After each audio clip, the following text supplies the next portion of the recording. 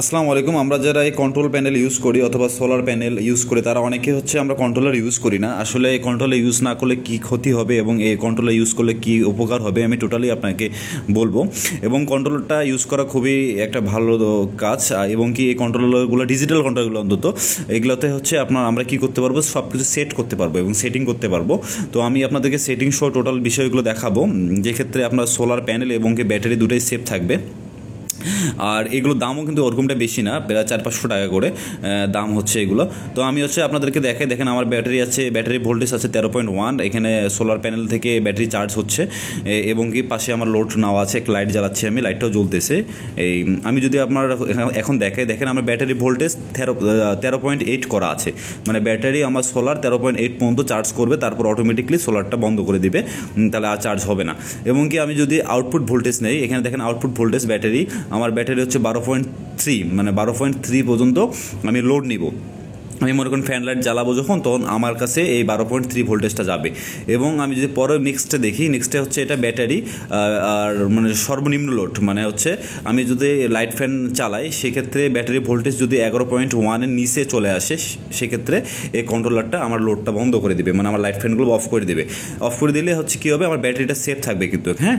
কারণ ব্যাটারি যদি আমার ভোল্টেজ 0 হয়ে যায় তাহলে ব্যাটারিটা আমার সেফ থাকবে না। তো আপনি এটা সেট করবেন কীভাবে আমি আপনাকে দেখাবো, যে টোটাল এই জিনিসটা দেখুন। আমার এখানে আছে ব্যাটারি ভোল্টেজ নেব আমি 12.3। তো এটা সেট করার জন্য এই বাটনটা চাপ দিয়ে ধরে রাখতে হবে 3 সেকেন্ডের মতো। 3 সেকেন্ড এখন লাফাচ্ছে।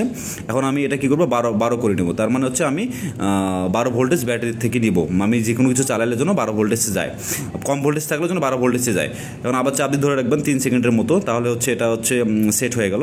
এবং আমি যদি ব্যাটারি ভোল্টেজ কত নিচে নামলে, আমি এখন রাতে চার্জ হচ্ছে না, সব কিছু চালাচ্ছি, ব্যাটারি ভোল্টেজ যেন 0 না হয় আমার, এই ক্ষেত্রে আমি কী করবো, এটা 11 করে দিব। মানে 11 নিচে আমার ব্যাটারিটা যখন ভোল্টেজ নেমে আসবে তখন অটোমেটিকলি এই কন্ট্রোলারটা কী করবে, আমার এই লোডটা বন্ধ করে দিবে। আমি আবার পুনরায় যাই, এখানে যে আপনাকে একটা চাপ দিয়ে ধরে রাখতে হবে 3 সেকেন্ডের মতো, তাহলে এটা লাফাবে, হ্যাঁ। এই লাফাচ্ছে, আমি এখন এটা মাইনাস করে দিব, একটা মাইনাস করে দেবো, মাইনাস করে দিয়ে 11 করে দিলাম।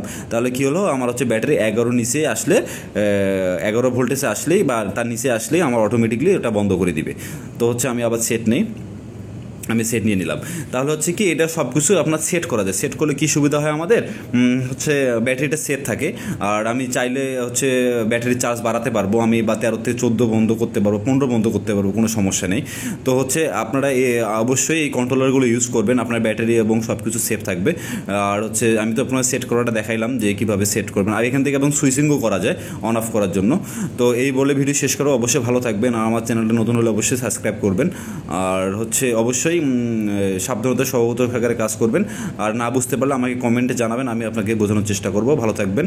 আসসালামু আলাইকুম।